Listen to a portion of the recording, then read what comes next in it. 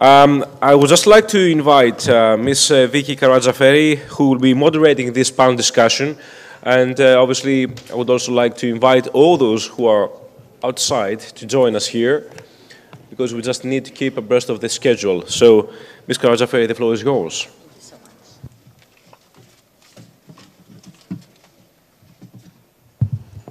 Thank you so much. It's a great pleasure and honor for me to be here. We are going to discuss about women for health and social care, because women have been at the forefront of health and social care since forever.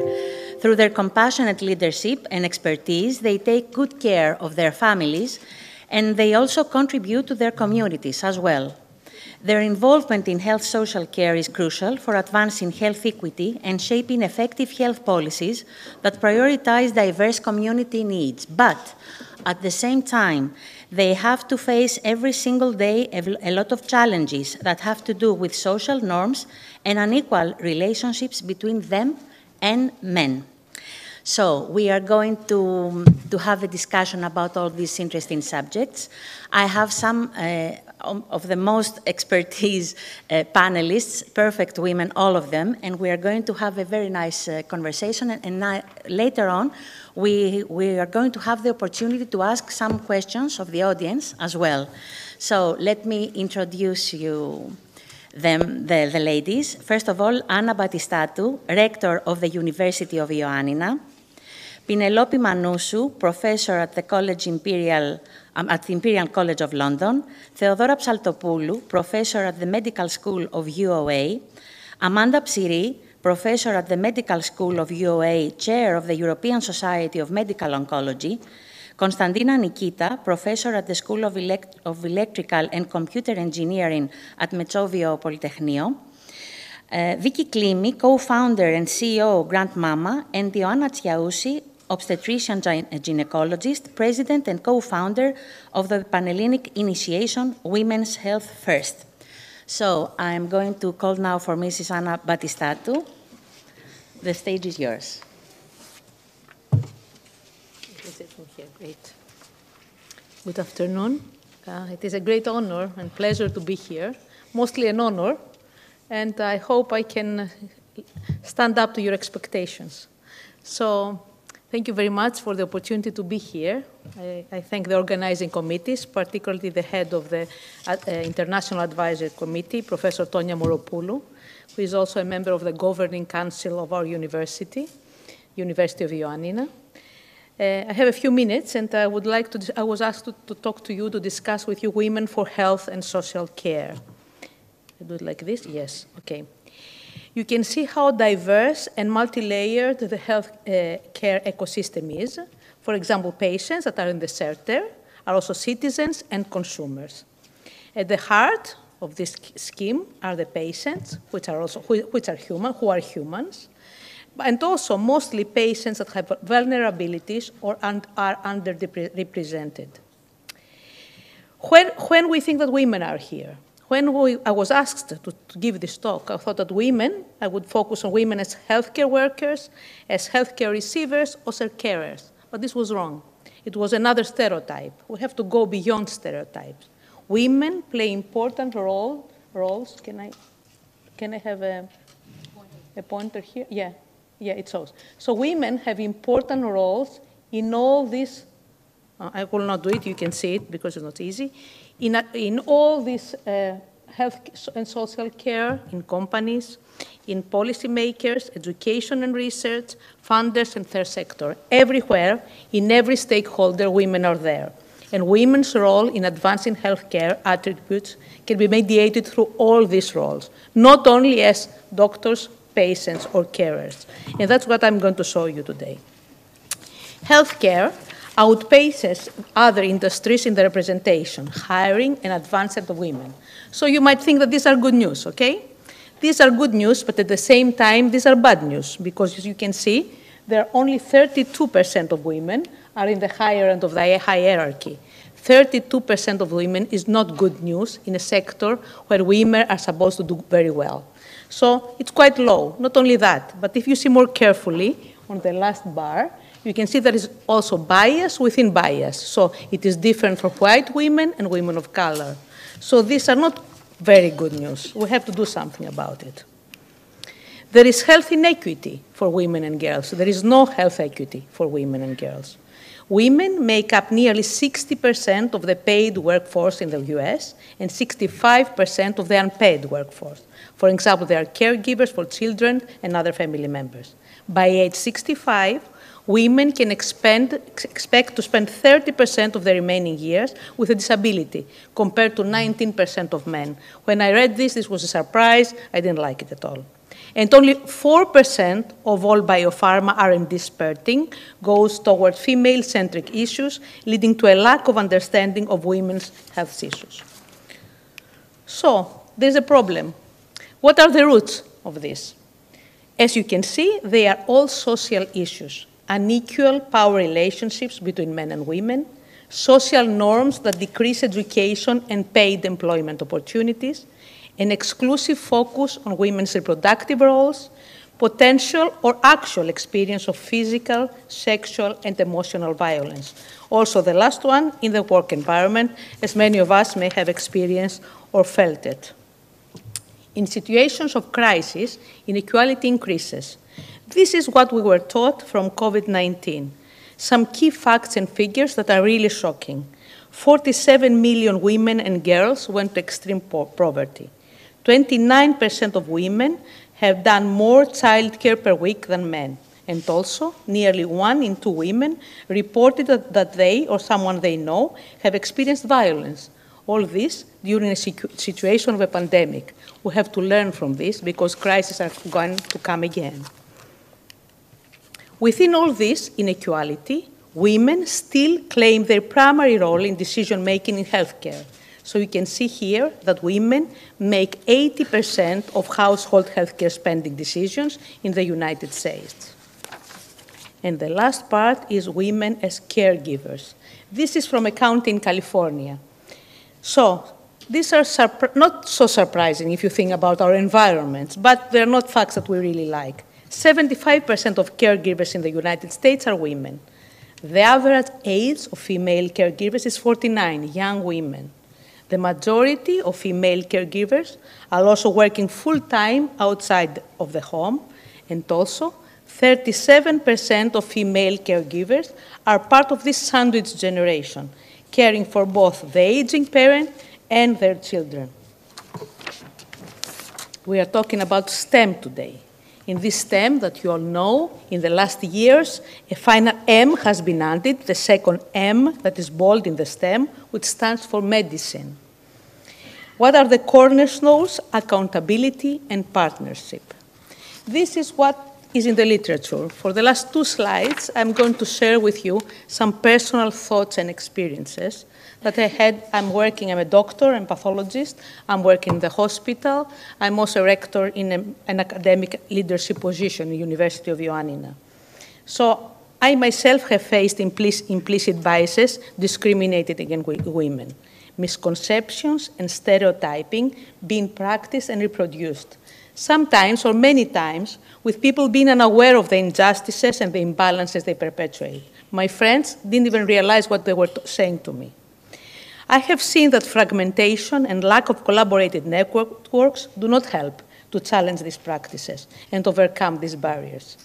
Dismissive attitudes, and I have seen plenty, are addressed by actively restructuring processes, by taking the time to identify and uncover the inherent barriers, by implementing and inspiring novel professional culture and embracing more inclusive procedures.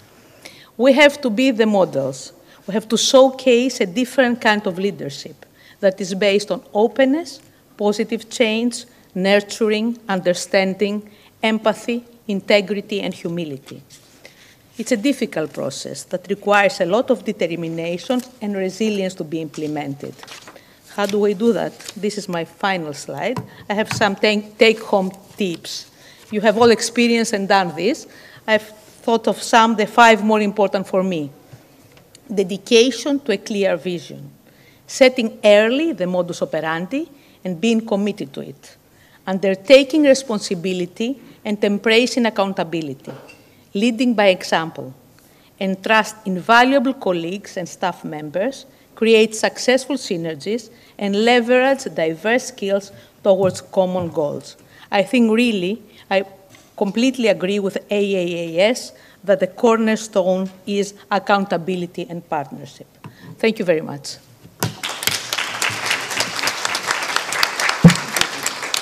Thank you, Mrs. Batistatou. And now I'm calling for Theodora Psaltopoulou, professor at the Medical School of UOA.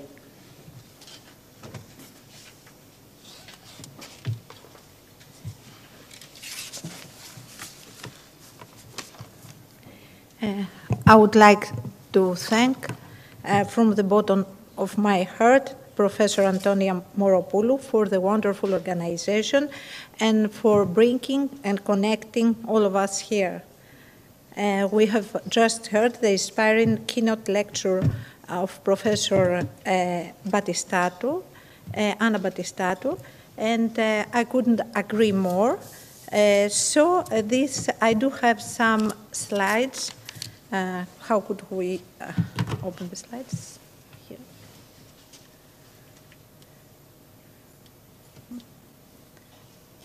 Just a moment. My technology skills are not, okay, that's it. Yes. So what about the relation of healthcare professionals and female gender? There is a gender gap. Yes, we all agree, as Professor Batistatou said, that there is a gender gap. And I found just some days before an exhaustive analysis of 104 countries all over the world about the gender equity in the health workforce. What do we have? We just have the same proportions as we just said. So there are more women, less men, but more women are mainly concentrated in the nursery and the midwife section, which is a positive point. A positive point is that when younger, we just see that in the younger ages, more and more females, they do gain access to the physician sector more than we did have access. So this is a positive point that in the medical schools and in the residencies, more and more women take a lot of specialities, internal medicine, surgery specialities, even among them. And this is the gender pay gap. So we do have a gender pay gap that could range from 10 to 30%. If we just analyze also for the hours, because usually women work less, and also for the occupation, the gender gap is less and less, but there is a gender gap concerning the total remuneration packages. Also, we do have the statistics that say that, of course, the physicians in all European countries are paid more and more in the highest 10% compared to all wages. So if there are less women, women get paid less. This is another problem. And what we can see that although women form 70% of workers in the healthcare and social sector, there is not a high representation in the higher paid health occupation. And we do have less full-time employment, mainly due to the family constraints. Gender gap from 10 to 30% could exist. And we do have a positive message to give that little by little we gain access to the whole healthcare section, even to the most difficult specialities. So there is, and this is a PowerPoint from the Council of Europe, where women should be decision makers, producers of knowledge, caregivers, producers, manufacturers, users and buyers of services, influencers, as we do have in this panel, providers of justice, providers of medical treatment. So we do have, and also a key member of the family. So we do have a lot of duties to accomplish, and we have to connect each other all together to have a better future. I just show this in order to say that even we do have we are healthcare providers. It could be that we face some health challenges ourselves, and so we should also take into account that we have to protect ourselves to prevent all the disease in order to be healthy for our families and for the service that we do. And also we do face menopause and other problems for some of us. So also all these things diverge or make some constraints, more constraints for our everyday work. And I just finished my PowerPoint saying, just giving some statistics where only 12% are female in the CEO healthcare section. Only the 23rd% are leaders in the World Health Assembly forums. Only the 3rd% of women are executive heads. Only also 30% are top in the 20 most public health schools and medical schools. 25% of women could be in the Ministry of Health as heads. Healthy workers, on the other hand, they are in the 70% of the total, and nurses could comprise the 90% of the whole. So a female medical doctor has to combine long hours of work, a stressful environment, night shift, sometimes as we were just told, harassment and violence. On the other hand, we do have a higher life expectancy compared to men. We do have some diseases, gender-specific diseases as breast cancer, cancer of the cervix, menopause, higher stress and depression rates, rheumatological diseases that we sometimes face. We do have lower remuneration rates. And at last, the new generation, and as mother of 3 girls and 1 boy, we have to try to raise the girls as the boys, and little by little, the positive message is that the female-to-male ratio is in favor of the first ones, little by little. When we are talking about the medical students and certain residencies, so we hope that in 10, 20 years from now, there won't be any barrier, any constraints, and everybody would be equal in respective of the gender in the healthcare sector. Thank you very much.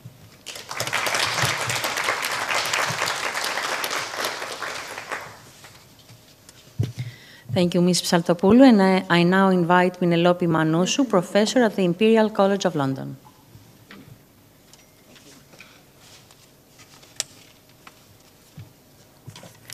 I have notes too. What?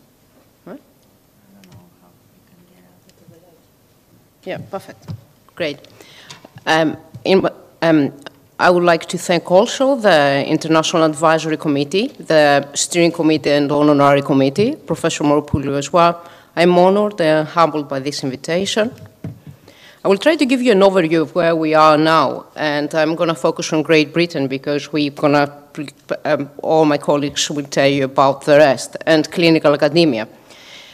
And I will briefly touch the gender pay gap in medicine, the Athena-Shawn scheme that we have in the UK, and the pendulum effect, which we all need to be aware of.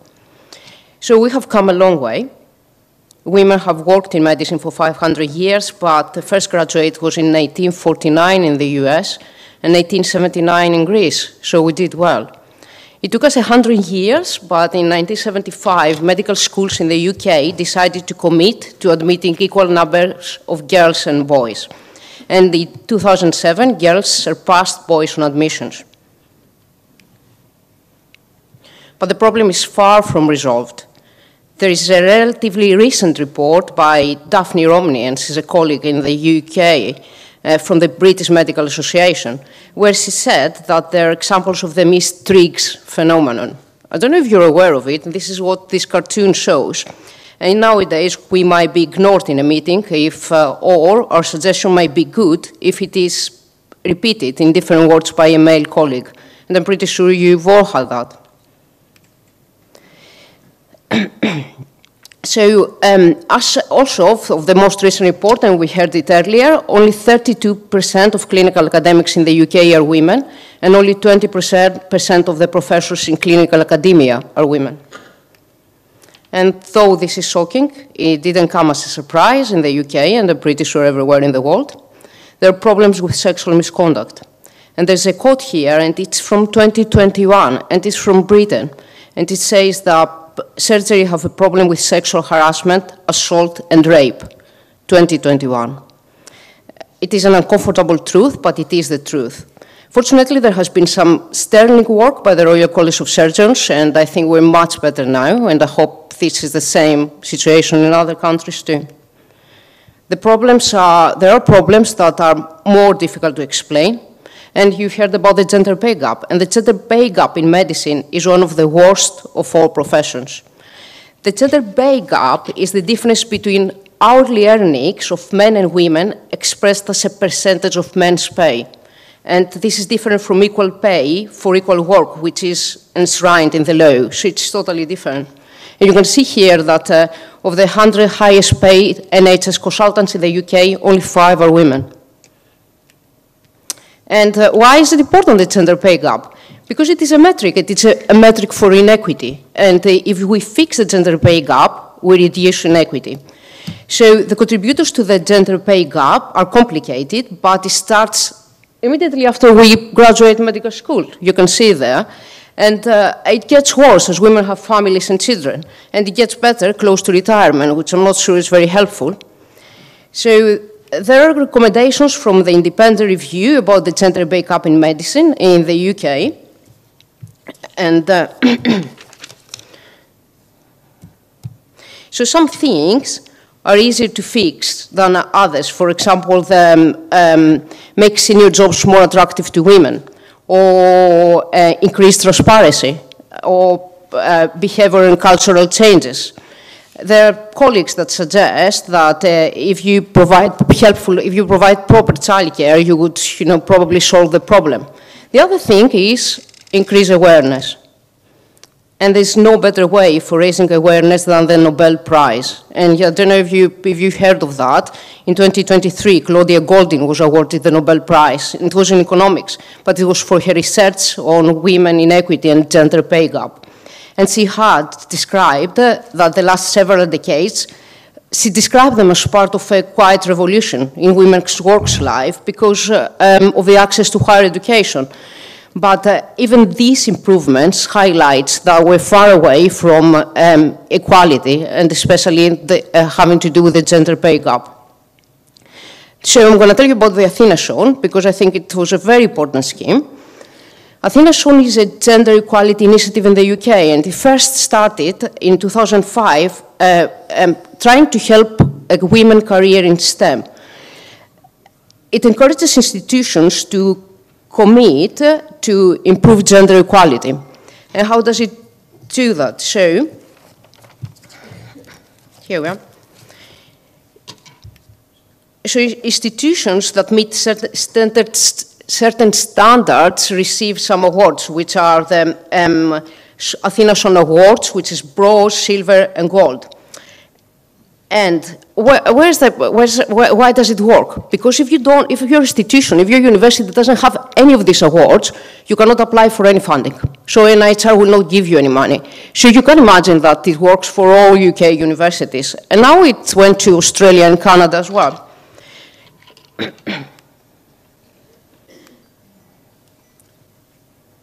So the other thing that's important is that the Athena Shone does not have a specific requirement for a set percentage for women in senior position, which is good, really. But it had to demonstrate significant efforts in promoting women, especially in senior positions. And so I would like to touch something now, the pendulum effect. So while the intention behind increasing women's representation in leadership is important, is to promote equity, we need to be very, very careful of that. Women appointed in leadership roles under pressure to enhance diversity may not be accepted by colleagues. And I don't know if you've seen that in your institutions. And this is where we end up with what is called double-bind dilemma. And it's where women are judged for both their gender and their qualifications. And it's not a nice place to be. So it is essential for all organizations to balance diversity efforts with support on women's development, and then women's in leadership position. So we need to make future women ready to be leaders. And to conclude, we women play an increasing role in medicine, and you can see that here. We need to embrace a new workforce culture. We need both men and women, and we women need to get it right so we won't get the pendulum effect. Thank you.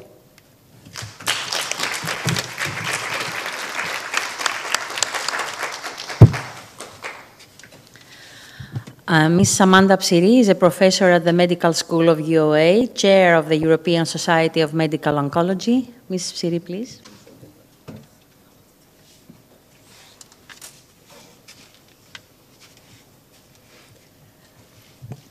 I would like to thank the organizers and especially my friend Tonia Moropoulou for the kind invitation. This is truly a wonderful initiative.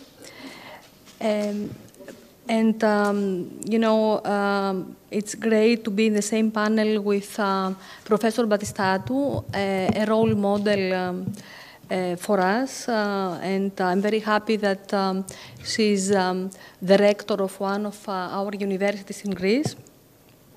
So I was going to talk about the gender pay gap and other issues that have already been addressed by the other speakers. I would not like to repeat the same topics.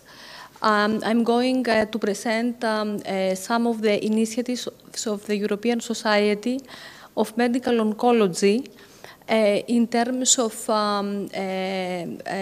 gender equity. So the European Society of Medical Oncology has developed the Women for Oncology Committee. In 2013, Martine Picard, ESMO president in 2012 and 2013, realized the underrepresentation of female oncologists in leadership positions. She developed the ESMO W4O initiative. It was her vision and intuition that led to the creation of this initiative. So the ESMO Women for Oncology Committee addresses the challenges female oncologists face when aiming for leadership positions during their careers. The key objectives of the committee include to monitor and sensitize the oncology community on the gender imbalance in leadership positions in oncology, to educate and train women oncologists, to support the creation of women leadership in oncology, and to provide resources and establish collaborations to support access to training and career development opportunities for female oncologists. So the committee is there since 2013, and we have made significant advances. One of our achievements is that in the programs, in the conference programs, at least 40% of the speaker roles and chair roles are assigned to women. However, we address every year, the developments towards the goal of gender equity, and the progress, unfortunately, is very slow. I believe that the change in culture has to occur at an early stage in life. So we have to teach our sons about,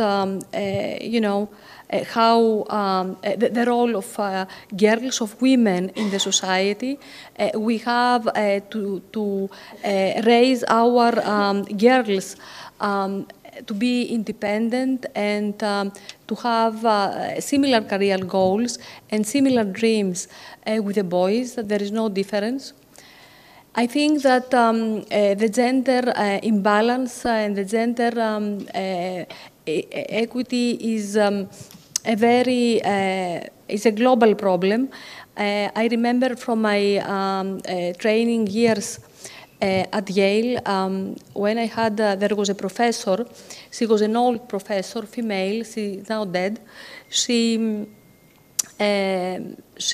was the first woman professor at Yale, and they gave her tenure because they had to meet the quota for gender. There was a specific percentage that had to be filled for the university to get to continue to have the accreditation. There had to have a certain percentage of women professors. So she was given tenure, but then when other women were promoted to the professor level, they decided to demote her. So she went to the court and she won her case. So she gained again her professor role. But I remember that she was so against women. So although she had suffered so much during her career from this, perceptions, she was not supportive of other women. So I think one problem also is not only men, but it's also how women treat other women. And this is also an important challenge that we face. Also, we have to highlight that there are men who believe in women, and I remember her saying that I am where I am because some men believe in me and help me to be who I am. So I think that the issues of gender imbalance and the fact that women are far behind in leadership position is very complicated and has deep roots that we have to analyze and try to address all these factors that contribute to the fact that although women represent the majority, for example, of medical students, then only a few of them attain leadership positions and become internationally recognized and advance their career. Also, the fact that women have to overload themselves with not only career but family, and it's normal that only women will have to to deal with the housework and the kids and everything is another important issue, and I think from childhood this perception has to change. This is what I had to say briefly, and thank you again for the invitation.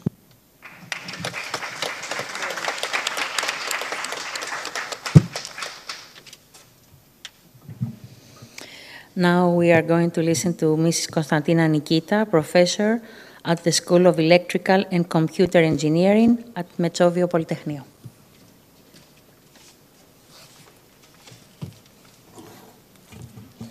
So, good afternoon. Thank you very much for the invitation.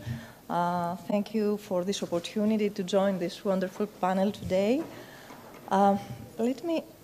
When I received this invitation to join today's panel, I thought about what to contribute in this team of experts. So I thought that my contribution would be around the next day of AI-empowered, enhanced medicine and healthcare. So by training, I am a medical doctor and engineer, but I have worked throughout my careers at the interface of these sciences and trying to develop technologies addressing healthcare problems. Let me start because apparently your teachers didn't get the memo that women's heart attacks don't manifest the way they do in men. They're not all chest clutching, vomiting, help, my arm is numb, boom, floor drop. Look, just give me a cardiac stress test, Dr. Maxwell. Dr. Bailey, I can just give her the damn stress test, Maxwell. So, you may recall this scene from Grey's Anatomy, which perfectly describes gender bias in our healthcare systems. Indeed, if you are female and you are 50% more likely to be misdiagnosed and therefore more likely to suffer serious outcomes from a heart attack just because you are female. The problem is clear, but what may be less apparent is how new technologies like artificial intelligence can either help fix these biases or, if we are not careful, deepen them. The two Nobel Prizes that were awarded this year for work foundational to AI are a testament to the increasing importance of AI in today's world and its transformative impact on almost every aspect of our lives. The healthcare industry is increasingly adopting AI to improve diagnostic, treatment decisions, and patient outcomes. However, AI is only as effective as the data we use to train it. And here is where the problem begins. Most of our healthcare data has a significant gender gap. For decades, medical research has disproportionately focused on male physiology, assuming that findings can be universally applied. But women are not simply smaller versions of men. Our bodies respond differently to medications, diseases, and treatments. And even when both sexes are included in clinical trials or lab experiments, researchers rarely break down results by sex or gender, leaving gaps in our understanding of how diseases manifest and can be treated in women. Now imagine an AI system trained predominantly on male patient data. That AI may become exceptionally good at diagnosing and treating men, but it will fail women. It's not difficult to see how this reinforces gender inequality in healthcare. Thus, if the data reflects past biases, the AI will replicate and even amplify them. And we are already seeing examples of this bias in AI. In heart disease, for instance, AI models replicate misdiagnoses highlighted in the Grey's Anatomy scene because the training data is male-centric. Similarly, pain management algorithms might underestimate women's pain, leading to inadequate treatment. These algorithms are essentially blind to gender-specific needs, and that is a problem we should address. If we develop AI systems that, with gender-sensitive approaches, we can actually use AI to uncover biases and close gaps in healthcare. For example, AI could help identify women that are at risk of being underdiagnosed or undertreated, and suggest adjustments to ensure equitable care. AI can also help personalize treatments. Women metabolize drugs differently than men, yet treatment protocols have historically been one-size-fits-all. AI can help change that, providing tailored treatments based on gender, among other factors, and improving outcomes for women. Of course, addressing gender bias in AI isn't just about tweaking algorithms. It requires a larger systemic shift, and that's where research funders play a crucial role. Organizations like the European Commission's Horizon Funding Program and the National Institutes of Health in the US have recognized the importance of incorporating sex and gender analysis into biomedical research. By making this requirement an eligibility criteria for funding research, they are helping to close the gender gap in healthcare data, paving the way for AI systems that can be trained on diverse data and can serve equally diverse populations. As chair of the European Research Council panel on life sciences, which focuses on advanced health technologies, I have worked to guide research evaluation in ways that address gender bias head-on. We have started implementing the EU policy by asking the right questions. Does the proposed research take gender into account? Will this AI tool work equally well for all patients regardless of gender? Ultimately, for AI to truly transform healthcare in a gender-sensitive way, it's not enough to simply have diverse, inclusive data. We also need equally diverse, inclusive teams designing the systems. This is crucial because the challenges go beyond AI itself. Structural gender biases pervade many areas of healthcare, as we already have heard, from how medical professionals are educated to how health policies are developed. These biases shape the very foundation of care delivery. That's why representation in AI development is essential, not only to address the technical aspects, but also to correct these deep-rooted inequalities and create solutions that work for everyone. After all, who designs the system directly influences how inclusive it is. So working at the intersection of medicine and engineering and machine learning for more than 2 decades, I have had the privilege of mentoring many talented young women, women who are going to shape the future of healthcare and technology. Through mentorship, I believe we can support the next generation of female scientists who will challenge the biases that exist in our technologies and our systems. However, mentorship and inclusion, while important, are not enough. We must advocate for women leaders. The female perspective is instrumental in policymaking, institutional leadership, and senior contributor roles. Yet female representation in healthcare, as we have already heard, significantly declines as seniority increases from 71% at the entry level to as low as 40% at the C-suite level. Even though healthcare outpaces other industries in the representation, hiring, and advancement of women, the latest data reveal that healthcare is still delivered by women but led by men. When we look at the technology sector, the situation is even more concerning. Women's representation drops to 20% in C-suite positions, which is just more than half of the representation in entry-level positions, 37%. And in AI, these numbers are even lower, is about 20%. These numbers underline how much progress is still needed. To efficiently address the nexus between emerging gender gaps and in technology and long-standing gender disparities in healthcare, we need a holistic ecosystem approach involving multi-sectoral stakeholders. We need to attract and retain more women in technology and healthcare leadership role, where they can start companies, conduct research, and invest in women's health.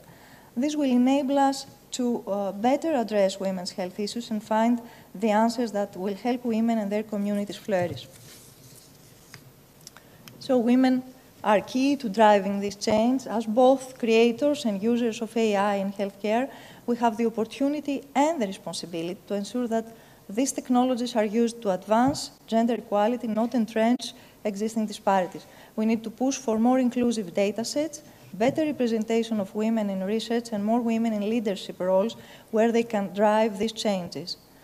Closing the women's health gap could add years to life and life to years. It could help avoid 24 million life years lost due to disability and potentially boost the global economy by $1 trillion USD annually by 2040, according to the World Economic Forum data.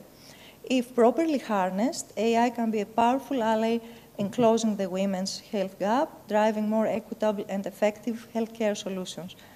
These are not just statistics, they are a reminder of the real tangible benefits that come from addressing gender disparities in healthcare. Thank you very much, and I look forward to our discussion.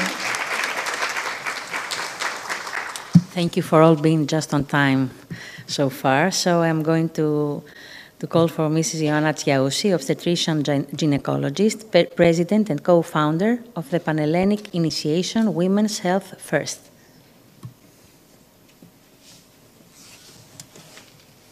Hello, everybody. On behalf of Women Health First, I will explain to you what is these three words. I would like to thank you for participation and welcome Women Economic Forum in Greece. So this is an initiation coming from women gynecologists in Greece, and it's something innovative because we are we have organized initiation within in a male specialty, because you know that men gynecologists in Greece is something like 80% in total. So 20% of gynecologists in Greece are women. But we decided to make something new and something very important for women's health.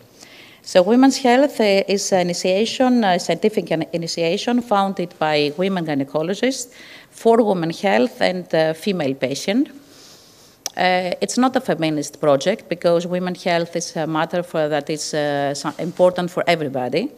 It's not competitive against male because we collaborate with men gynecologists a lot of times in clinical practice, in the maternity hospital, in difficult cases. And it's not a copy because it was an innovative approach coming from a physician to the public.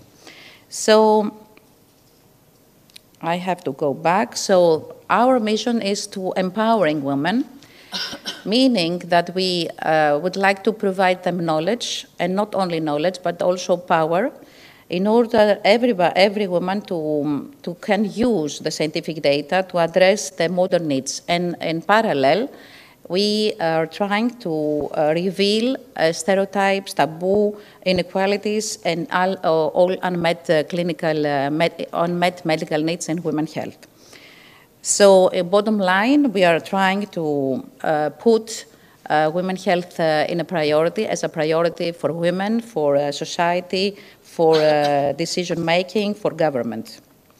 This is the foundation group. A part of me, it's Katerina Pakonstantinou, Katerina Deliveliotou, Nectaria Chalkia, Vasiliki Papagianni, Vivi Tsetsa, and Katravida Katerina. All of them are gynecologists, and the most of them are in Athens, but also in Thessaloniki and in other cities, in order to have a Panhellenic network from female gynecologists. This is the structure of the organization briefly.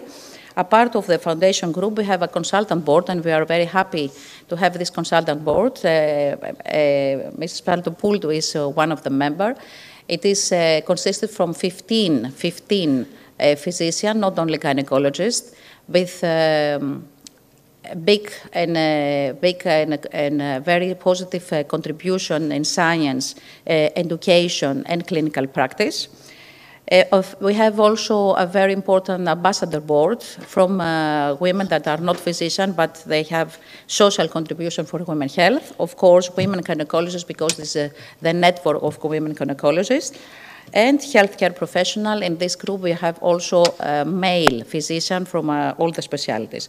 Of course, the female public, the females, all women, are the audience of this initiative, because WHF addresses the female audience to listen, to educate, to aware, and involve them in a modern approach of women's health.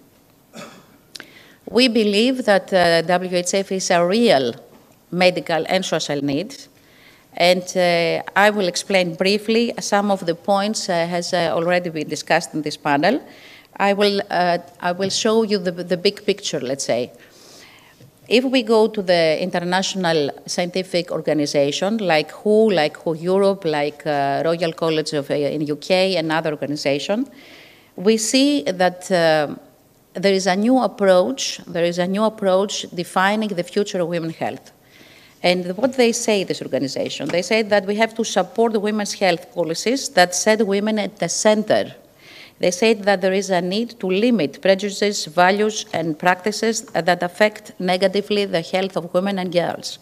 They say that we have to study the impact of gender, society, economy, and culture in women's health. And we have also to improve the response of health system to women's health.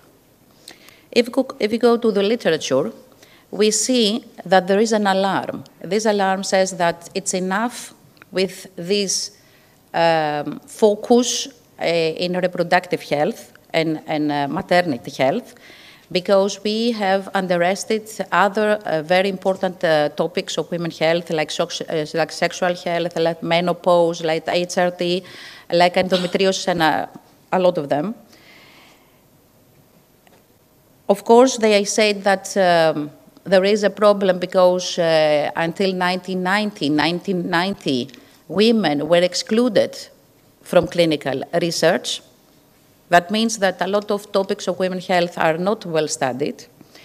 They say also that until 2001, the male cell was considered as a fundamental cell and could fit for everybody. Now we know from 2001 that it's not like this. Every cell has a sex, even in the eye, even in all our body.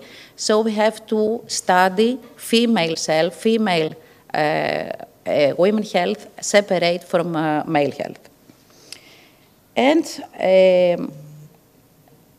if you see behind the better expectancy of women, we see that the free disability expectancy is lower in women, because women, it is estimated that they live approximately for 12 years with a disability.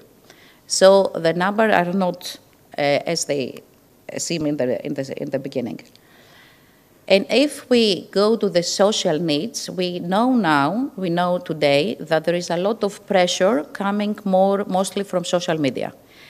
This seeking for perfection in every level, these multiple roles with very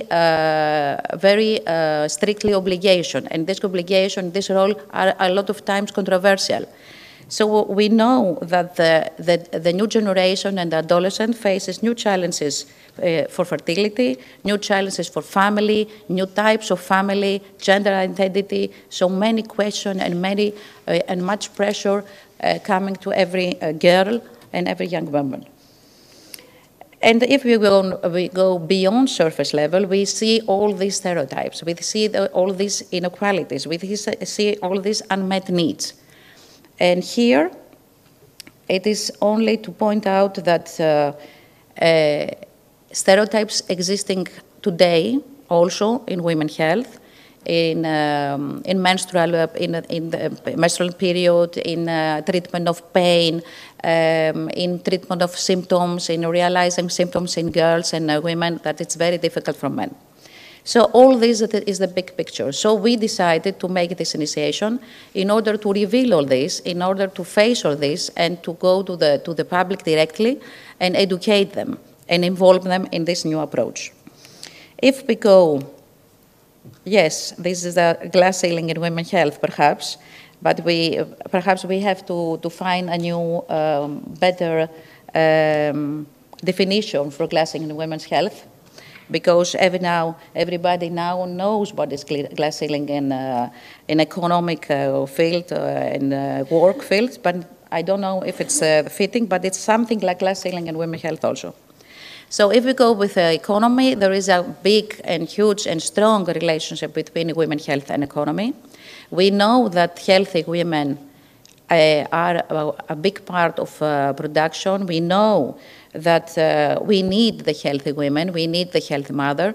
And if we go to the other side, to unhealthy mother, we see that there is a very huge negative impact, not only in financial level, not only in nutrition for the children, but also for education. These children are not well educated when the mother is unhealthy. So this is my last slide. We need to collaborate together. I'm very happy that I see here 5, 6, 7, 10, and another 50 women, that we can collaborate together in order to make this happen, to set the women in the center of the decision, in the center of project, in the center of leadership, in the center of the education, because for the part of women's health, they need a well-educated, empowered woman from the young age to judge correctly, to take the right decision for her health, to realize the high impact she has on society and development. Every decision has a big impact, not only for her. And we need to have her from the young age empowered and educated to not maintain the existing inequalities, unmet needs, and stereotypes. Thank you very much.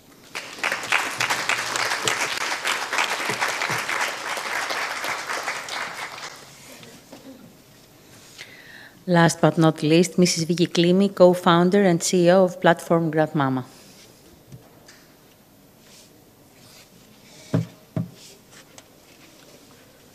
Good afternoon. Thank you for being among you and all these doctors. I'm feeling a little bit of doctor today. I'm not, but I'm an expert, and I'm a home care expert. So this is one of the hats I'm going to wear today. And also, I'm a co-founder of a female-led startup. So I have two hats, and I would like to discuss both of them.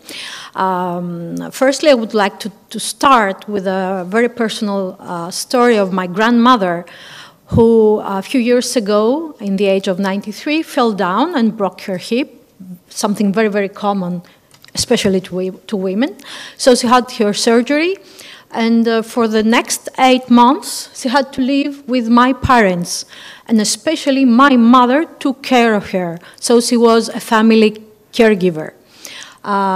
During these days, she needed more help, so we found out also a professional caregiver to cover some of the hours, because she had also to raise our children for us to work. At some point, my grandmother said, I remember her saying that I want to return back to my home where I got married, I delivered my children, I gave birth to my children, and my husband died. So we decided to find a professional caregiver to live in with her. The very last day of her life, my grandmother was abused by this caregiver. So this is the reason I'm here today discussing about the topic of home care. This is the reason why, together with my business partner, Maria, we formed Grandmama to help mostly women and families, of course. So I will start with some statistics. I will tell you more about Grandmama and some statistics later on. So Grandmama is a female startup, part of Elevate Greece. Elevate Greece is the hub of startups, of governmental hub of startups, and we are part of the 20% of female-led startups in the hub. Also, we have managed to have more than 10,000 vetted caregivers, mostly women. 96% of them are women, over 41 years old, from 43 different nationalities, half of them immigrants or refugees. We're talking about women who cannot easily find a job out there. Also, we have helped nearly 7,000 families to find a vetted caregiver, even in the most isolated place. So, because we're not talking about only the big cities, but also we have the islands, and we have many of them. We have the provinces where we cannot easily help families or women to find the help they need in order to take care of their loved ones. And we have generated 27 million in salaries last year, which is a good economic impact in our society. Also, I would like to mention that the 10 people in the startup, 9 of them are women, and 3 of them are people with disabilities. So it is a part of our DNA to have an impact in a female life. So apart from what we're doing as a startup, I would like to tackle the issue of home care. The demographic challenge we're going to face, we're already facing it, but also the dementia pandemic, which is here too. So 700,000 families, households in Greece right now, they have at least one person that needs home care. And out of them, 600,000 are people who have dementia or mild cognitive impairment. It means people that they're not able to live without any assistance. Also, about the demographic issue, I would like to raise the fact that today, 22% of our population is over 65 years old, and in 25 years from now, it's going to be 36%. It means we're going to be 9.5 million in 2050. Yes, we're reducing, we're shrinking. And more than one third is going to be over 65 years old. So if you can imagine what this means. Also about the dementia issue, today we have 250,000 people suffering from dementia. And in 2050, they're going to be a double. So people who need care, the dementia, especially dementia people, they need at least 2 or 3 family members plus a home care professional, a caregiver, to support them. So we're talking about right now around 1.1 million people who are helping this system, and it is affected. So if we're talking about doubling the number, then most of us were going to either have dementia or care someone who has dementia in the near future. And what is the impact of all this? Firstly, all this demographic issue and the aging is pressuring the healthcare system, meaning that hospitalizations are more because of the age. I mean, I know people who are forgetting to take their medication, or they believe that they're good now and they don't have to listen to the doctors anymore and stop their medication. So mostly they return back to the hospital. And also the home care demand is increasing because most people, they want to age, just like my grandmother, in their home. And on the other hand, we have a shortage of caregivers and an increase of their salaries. Right now, the salary is increasing every year. In some years from now, we're not going to be able to support this home care. And what about the policies and what we have so far? We have the pensions, which is good and great, actually. There is a limited public funding about home care and people who need home care. And the national strategy of active aging is a very nice initiative, but there are challenges in the implementation. Of course, there are solutions. And private-public sector partnerships can help. Also, having seminars to people who are taking care of other people, just like the family caregivers or the professional caregivers, are helpful. And of course, technology can help us to help all these people, especially telemedicine. I mean, imagine being in Limnos or Karpathos and you need a doctor, and you cannot find easily a doctor. I'm sure you're aware of all this situation happening lately with the doctors missing from the hospital. So technology is here to help us, to help our people, and eventually women. I will close my speech with my grandmother, who is the person that helped my mother raise her children, and the kindest person I ever know. Thank you so much for your attention.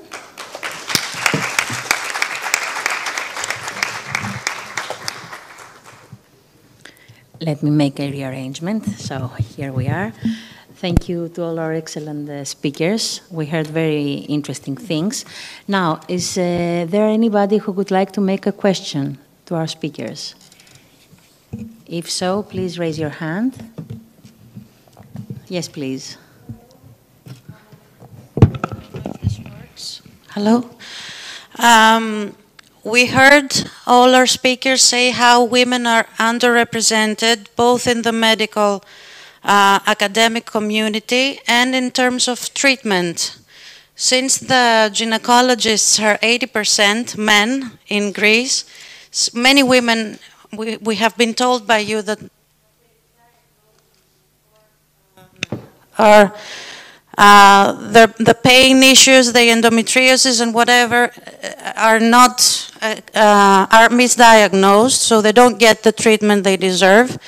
And I read the other day that research funds are not directed to women's health issues. They are directed to men's issues, even though a very small amount of men have the problems that women face. I was told that 16 or 19% of men have urological problems, while the research funds that are directed to these fields are double or triple.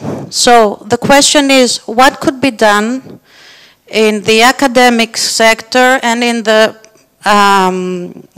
business, the entrepreneurial part of the fundraising for research directed to women, for women issues, especially since you said that funds are directed in the more commercial part, which is the reproductive, and all the gynecologists are trained to do the obstetrics and the childbirthing part, while women are completely ignored after their reproductive age. So what could be done to lobby, let's say, the research funds towards better focusing and treating women after a certain age? The one part I have to answer. So yes, that 80% of gynecologists are male, are men in Greece. It doesn't mean that all of them underestimate and make a wrong diagnosis, okay? But if we go to the research, yes, you have absolutely right. We see the last years that something is happened positively. We have a positive signs. We see now that there is a big research for menopause. You know that until 1990, It was a big research about HRT, and after the WHO study, everything stops about HRT. So that means that 2 generations of medical students learned nothing about menopause. And all these women left without a treatment, okay? Nowadays, we see a lot of efforts in this field. Something is changed, and I think that initiatives like WHF in Greece, like similar, because there are similar initiation in UK. Perhaps Penelope is aware about that. In UK, there is an initiative. I don't remember the name, but it's something like Women Health, something like that. That is coming from the Royal College, trying also to reveal all these underestimated needs. So I think that the next years, all this organization, all these events, all this forum, and everything coming from women will change. And we see also from the economic part that there are a lot of reports that underline that any investment in women's health is a good investment with a big effort, a big profit. Yes. Okay. So I think and I hope that the next year everything will be better. Thank you very much. I can add something.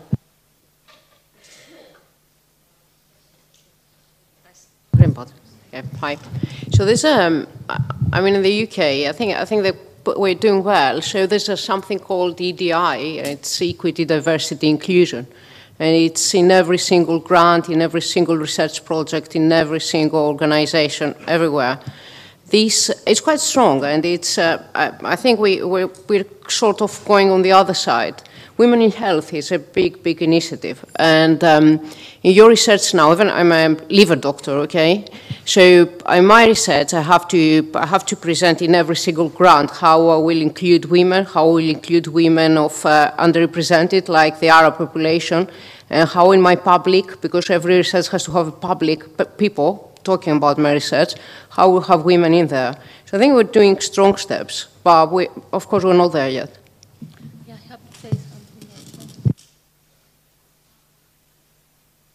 I also agree that when we evaluate grants, there has to be a gender equity plan. So that means that there should be an equal representation of female researchers, scientists, and also gender differences should be addressed. So one of the evaluation sections refers to the gender issues. If I may add also that in startup world, there are many femtechs, female technology startups, and also there are VCs, venture capitals, who support and fund female techs, yes, which is really important. If there is no one else asking a question, I would like to ask something. Yes? Can I add something? Yes, of course, please. Yeah. In evaluating proposals and when it concerns public funding bodies, that there are some regulations. There is a gender dimension, there is how many women are in the research team, and also the institutions that are funded, they should have the GEP, the Gender Equality Plan. However, in the private domain, things are different, and I know that femtechs, although are founded by women in at 70%, I think 70% of founders in femtech are women. They get much more lower funding than femtech founded by men, and this is concerning.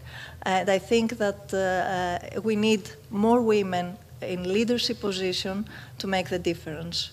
To try to do this, I mean, to have similar rules in the private investment also, not only in the, the public bodies. I would like to add to this that right now in US, 2.5 female-led startups, they get funded by VCs, venture capitals. In Europe, it's 1.5. In Greece, it might be almost 0. So this is something that has to be changed by, of course, increasing the number of women-led startups. I mean, we have to be more out there. And also to press the venture capitals to invest and fund startups led by women or founded by women. I would like to ask a question. If I ask you to prioritize the major 3 health policies so that women should not be forced to face the problems with equity or gender gaps, what would they be? Anyone who would like to answer from your experience? Thank you. Yes, please, Ms. Psyrri. So I will start by saying that, you know, I am the mentor of an MPH, which is a Harvard MPH, and the candidate is a Greek woman who is a professor, associate professor in New York, gynecologic oncology. And the topic is addressing the demographic problem in Greece. And I mean, the proposal contains 2 main aims. The first is to address the fertility issues of women, because many women, in order to progress in their career, to advance their career, they leave the personal thing behind. So they postpone, you know, parenthood. And so the first aim is to convince the government to reimburse at least 1 fertility cycle of women at the age, let's say, of 35, if they are not, you know... Now we have the AMI exam, but it's going to be for free for women from 30 to 35 years old. I think it's a biomarker that shows whether they can be a mother or not. Yeah. It's not very reliable, but it can be an indicator. So to reimburse 1 fertility cycle, to freeze their eggs, for future, so they can use it in the future, because when you wake up and you are 40 and you want to become a mother, it is, Ioannina knows better than me, but it becomes very hard. So, so the demographic, you mean, Ms. Psyrri, is the #1 health policy that needs to be changed? Yeah, and I think that's also a strategy to help women, so they don't feel the pressure that, I mean, they have to sacrifice the family issue, I mean, to give up their, you know, their dream wills, to become their mothers, dream to become a mother. Their dream to become a mother. So to have to choose one or the other. So that's one. And since women in Greece get married older and older, that's also something that can be like also addressing the demographic problem, and also supporting women to pursue a career. And the second is to women's health. So it has been noted that women do not care about their health as much as men. So they care for all the others, their kids, their husbands, their parents, but they put themselves, you know, the bottom of the last in the priority list. So, trying to promote women's health and cancer screening for early cancer detection to long life expectancy at one, and also trying to increase the number of births, since the population ages and women also pursue careers and delay childbearing. I think also could be an initiative from the government to address the demographic issue and also support women. Thank you. Also, yes, you know, I please. think the government should also have a policy like the UK in every, you know, government body, that there should be an equity plan, like a diversity plan. I mean, I don't think our culture is so advanced, because now in Europe we are talking not just female versus male, but diversity in general and other, you know. We have other genders as well. So, I mean, yeah, but at least, you know, for leadership roles and there has to be like at least a cutoff that is acceptable. Can I add Ms. something Manousou? about maternity?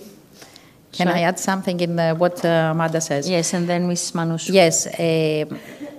Bottom line, we see that everyday practice in our offices, we have government policies decision has to support women in all the stages. And if we go to the stage of family planning or making a family or decided to have one or two children, we see that if we see the last search about the demographic problem in Greece, the first reason was the balancing of working or careering and personal life. This was the first reason. It was the previous search was 10 years ago, and this was not the first reason. So this is now the first reason, because women has to have the career, to have to work, and so on. So we need measures and policies that can support women in every stage. If they are mothers, we have to support them in everyday life, in the working schedule, for the children, for the baby, for the kindergarten, for the school, everything. So this is something that we need to make today. Please, Ms. Manousou. Thank you. Adding to this, Press the green button. now? Yes, perfect. So I would say, I mean, childcare. Childcare is the first thing, and we are far behind. We don't have the nurseries, and especially here, it's a little bit better in the UK, not great. We don't have after-school clubs. How is it possible? I was doing my training here, and my work was finishing at 3, 4 o'clock in the afternoon, and the nursery finishes at 12. Yeah. But most of all, it's cultural change, and I disagree with my colleagues here. Because I'm sorry, but, you know, where's the paternity leave? And now the paternity leave is it's something you have to do in the UK. Why should it be only maternity leave? And this is a cultural change. I think that we have this here as well. Yeah, but it has to be, everyone has to take it. Do they? It's 10% that they take paternity leave. No, one after the other. Yes. Yeah.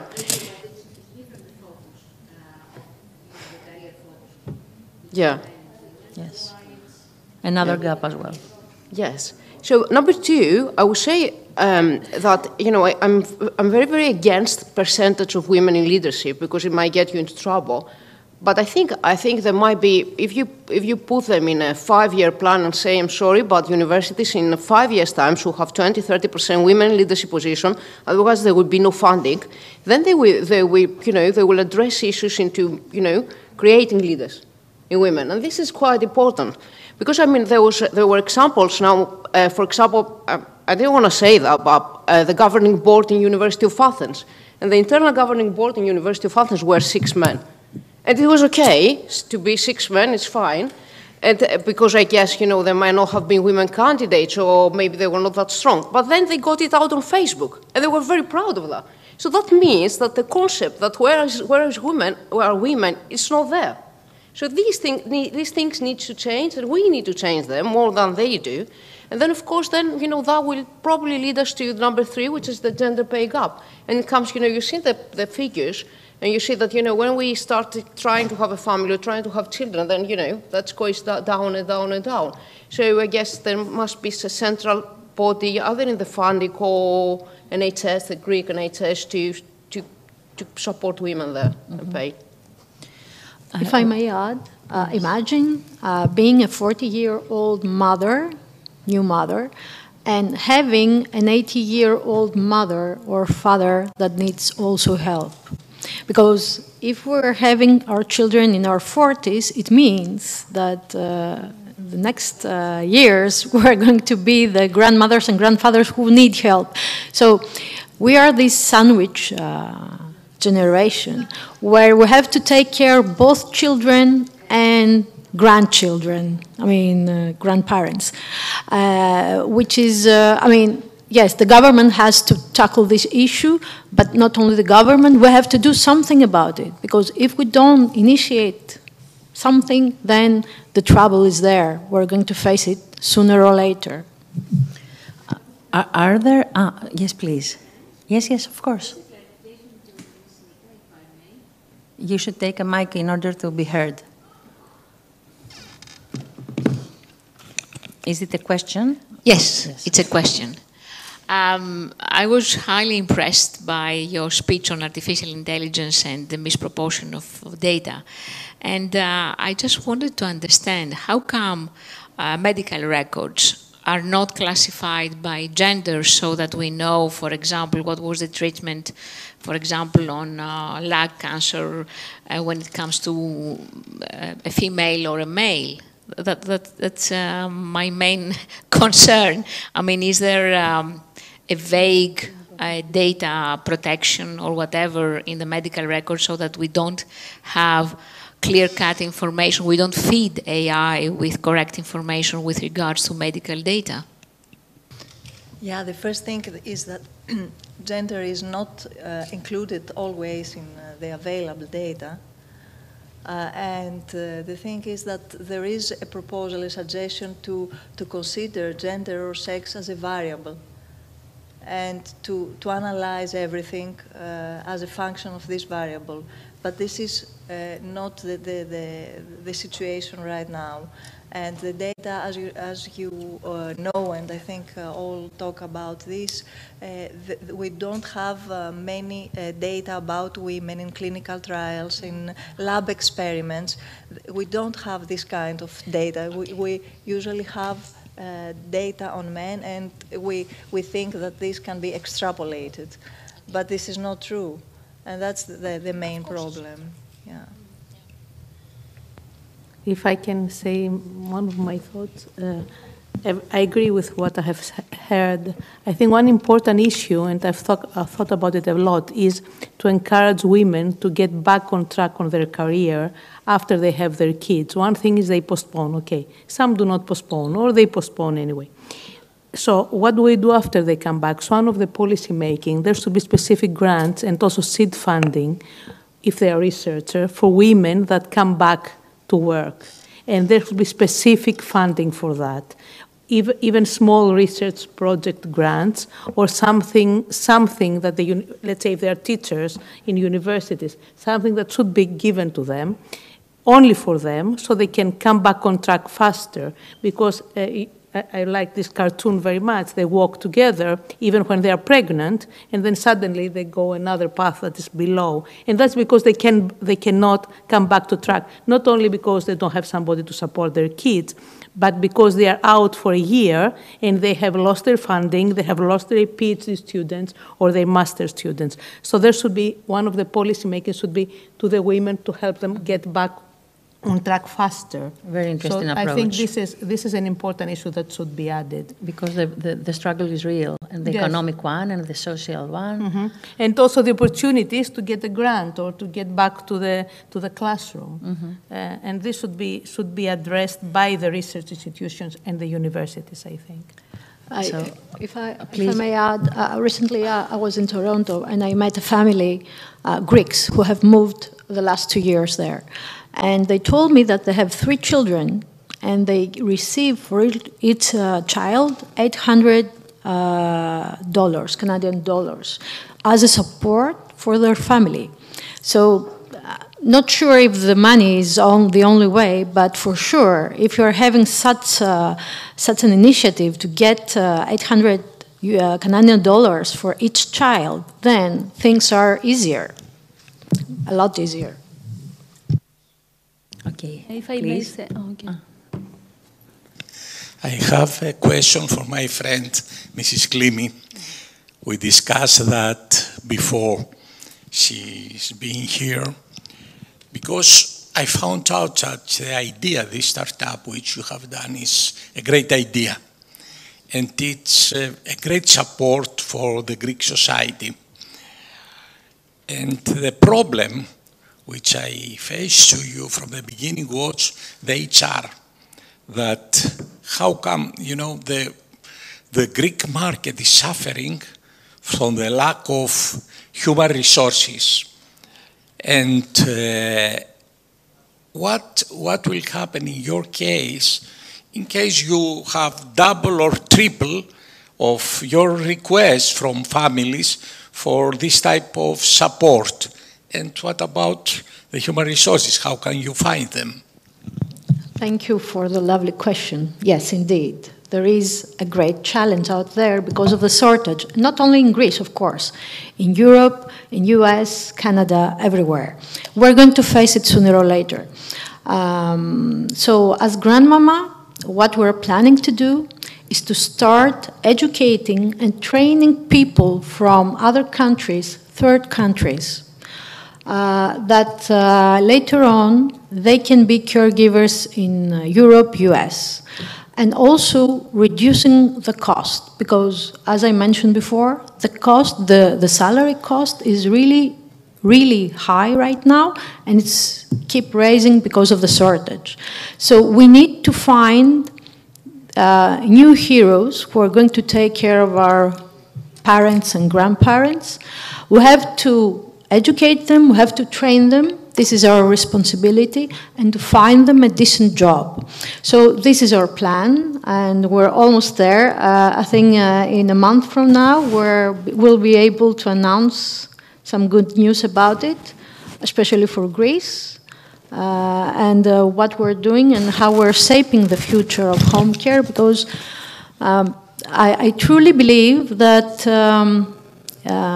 it is our stepping stone for the next generations to build something better. We might not see it in this life, but we believe that we're doing something with a great impact in both families and caregivers. And it's even beyond business. We're doing business, but it is even beyond. So, sooner or later we're going to discuss it, and with some good news. Yeah, I wish you to have good news, but you know that always people who are coming from other countries, like India or Bangladesh, or there is a shortage of visas which are provided. This means that if you, for example, the touristic sector is lacking of approximately 60,000 people this year. The agricultural sector was missing of 70,000. That's why I'm speaking about, you have in mind, of course, people outside Greece, but even though it's very difficult for them to find them and to get permission to get visas in order to have them working here. Are you going to help us? Yes, you're right. But the system will, it will be pushed towards this. I mean, there are no magic solutions. Until we found out this nice AI robot that it's going to take care of our parents or ourselves, we have lots of time in front of us. I mean, at least 10 years, I assume. But the other plan that we have, and we're talking about training, all these people who are today family caregivers can be tomorrow professional caregivers. And we have many of them in our network. Meaning that people today that the only thing they know to do is how to take care of their parents. And they are heroes also, because they refuse to do anything else in their lives just to take care of their parents. So these people can also be trained and be helped to find a job in this sector. Of course, as I mentioned, 50% of them are Greeks and 50% of them are refugees and immigrants. And immigrants and refugees have been in our sector a very critical population. So I do think that things are going to be hard, but there are no magic things to do. So we have to consider it and push toward this direction. Thank you. I would like to ask something else as well. I heard about a lot of women that are misdiagnosed and that they're treated. So I was wondering, are there any scientific studies that tell us about the equal access to healthcare and social care for women in Greece? Do you have any statistics to give me? Can you repeat the question? Yes, of course. I said that I heard that a lot of women are misdiagnosed and undertreated. So I was wondering if there are any scientific surveys, studies, to give us some statistics, some clues about the quality, the equal access to healthcare and social care in Greece, for women in Greece. Mm-hmm. Because there are a lot of differences as well. And it has to do, I'm afraid, with where you live, because you are lucky enough to live in Athens or in Thessaloniki, but if you live somewhere very far away on an island or near a mountain, I don't know, the access is very, very, very difficult. So yes, are there and about cancer, of course, it's very important, because a lot of women nowadays suffer from certain types of cancer. So tell me. Yes, I think the problem of access to quality care in remote places is unfortunately equal to men and women. So I think we don't have, scientific data robust to present about disparities. But from your experience in Attikon Hospital, where you work, do you see women patients from all over the country, or not, or just from Athens, for example? I see from all over the country, and it is true that we have cases misdiagnosed or diagnosed at a late stage, advanced stage. I think the main reason is that the women do not seek care early enough. I mean, the quality of care problem is universal, but specific for women, we have cases, even young women, that delay going to the doctor because they take care of other family things and they do not go early. So that's a problem. Okay, so if there aren't any more questions, I would like to thank you all for participating in our panel. Thank you all so much. I also thank my fantastic panelists. See you next year.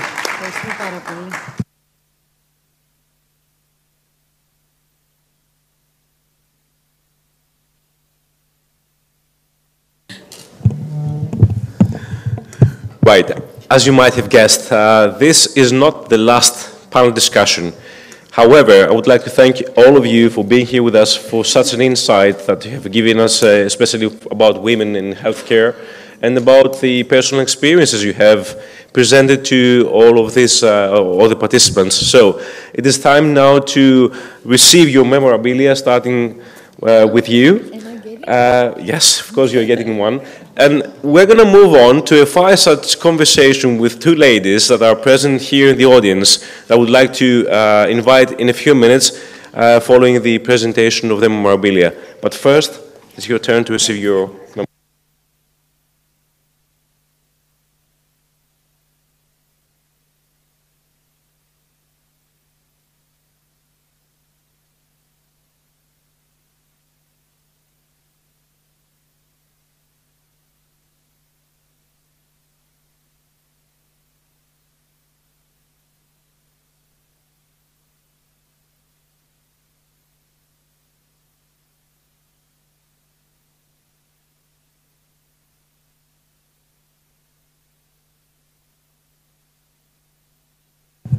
Allow me to remind you that the lady who is offering the memorabilia is Miss Katerina Kapogiannopoulou, the WEF Steering Committee, WikiGR alternate member, and marketing strategist and writer. Thank you.